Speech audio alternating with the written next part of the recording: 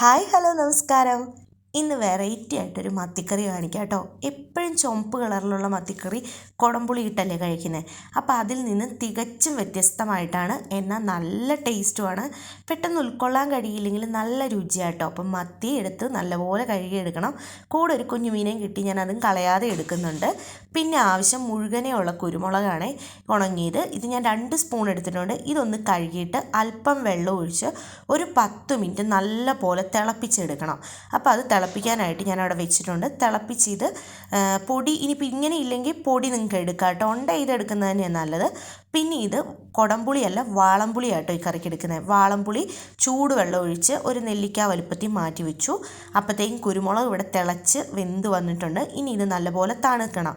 തണുത്തിട്ട് മിക്സിയുടെ ജാറിലിട്ട് നല്ല പേസ്റ്റ് പോലെ അരച്ചെടുക്കുകയാണ്. അപ്പോൾ ഈ വെള്ളത്തോടു കൂടി തന്നെ ഞാൻ മിക്സിയുടെ ജാറിൽ തണുത്ത് കഴിഞ്ഞപ്പോൾ ഇട്ടു. ഇതിനി നല്ല പേസ്റ്റ് പോലെ അരച്ചെടുക്കണം. പിന്നെ ചട്ടി വെച്ചു. ചട്ടി വെച്ചിട്ട് ഞാൻ ചട്ടിയിലേക്ക് ഒഴിച്ചു കൊടുക്കുന്നത് വെളിച്ചെണ്ണയാട്ടോ. വെളിച്ചെണ്ണ തന്നെ ഉണ്ടാക്കാൻ ശ്രദ്ധിക്കണേ, കാരണം നല്ല ടേസ്റ്റാണ് വെളിച്ചെണ്ണയിൽ ഉണ്ടാക്കുമ്പോൾ. വെളിച്ചെണ്ണയില്ലേ മാത്രം മറ്റേ എണ്ണ എടുക്കാവുള്ളേ. അപ്പോൾ വെളിച്ചെണ്ണ ഇത്തിരി കൂടുതൽ ഒഴിച്ചു കൊടുത്തിട്ടുണ്ട്, കുഴപ്പമില്ലാതെ നല്ലത്. എന്നിട്ട് വെളിച്ചെണ്ണ ചൂടായി വന്നപ്പോഴത്തേക്കും കടുകിട്ടു. കടുക് പൊട്ടി വന്നപ്പോഴത്തേക്കും ഉലുവയും കൂടി ഇട്ടു. പിന്നെ ഇതിൻ്റെ കൂടെ ഞാൻ ഇടുന്നതെന്ന് വെച്ചാൽ ചെറിയ ജീരകവും കൂടി ഇട്ട് കൊടുക്കുന്നുണ്ട്. മീൻകറിക്ക് ചെറിയ ജീരകവും ഒന്നും ചിന്തിക്കേണ്ട, നല്ല ടേസ്റ്റ് തന്നെയാണ്. ധൈര്യമായിട്ട് ഇട്ടോ കേട്ടോ. എന്നെ വിശ്വാസമുണ്ട്, നിങ്ങൾ ഇട്ടോ ഉണ്ടാക്കിയോ, നല്ലതാണ്.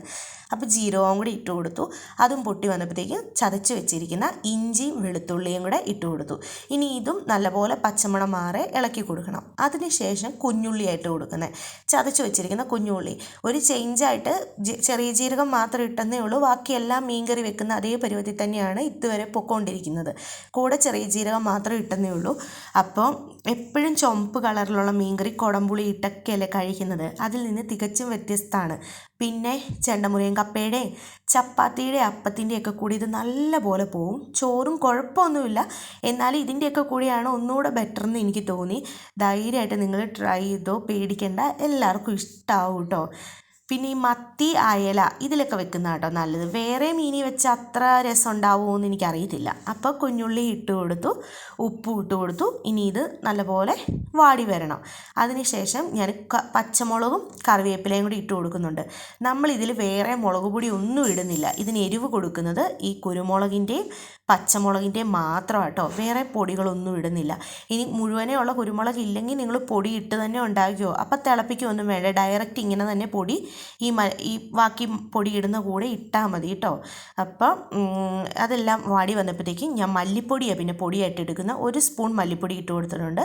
മീനിൻ്റെ അളവനുസരിച്ച് മല്ലിപ്പൊടിയുടെ അളവ് മാറണം. എനിക്ക് അത്രയും മീൻ ഞാൻ 1 സ്പൂൺ ഇട്ട് കൊടുത്തു. അല്പം മഞ്ഞൾപ്പൊടി, പിന്നെ പേസ്റ്റ് പോലെ അരച്ച് വെച്ചിരിക്കുന്ന കുരുമുളകില്ലേ, അതും തിളപ്പിച്ച കുരുമുളക് അതുകൂടി ഇട്ട് കൊടുത്തു. ഇനി ഇതൊരു 10 മിനിറ്റ് ചെറിയ തീയിൽ വെച്ച് നല്ല പോലെ ഇളക്കി. നല്ല സ്മെല്ലാട്ടോ ഇത് ഇളക്കുമ്പോൾ ഇപ്പോൾ വരുന്നത്.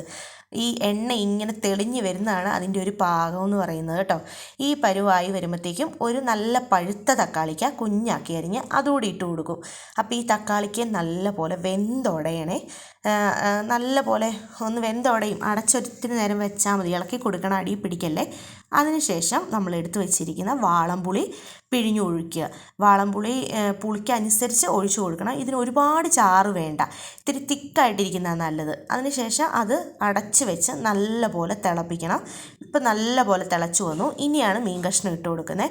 അപ്പം ഞാൻ ആ കുഞ്ഞു മീൻ ഉൾപ്പെടെ മത്തിയെല്ലാം ഇതിലേക്ക് ഇട്ട് കൊടുത്ത് അടപ്പ് പകുതി തുറന്ന്, ഫുൾ അടച്ച് വെക്കാതെ പകുതി തുറന്ന് വെച്ച് പകുതി അടച്ച് അങ്ങനെ വെച്ച് ഇനി വേവിക്കാൻ പോവാം മീൻ.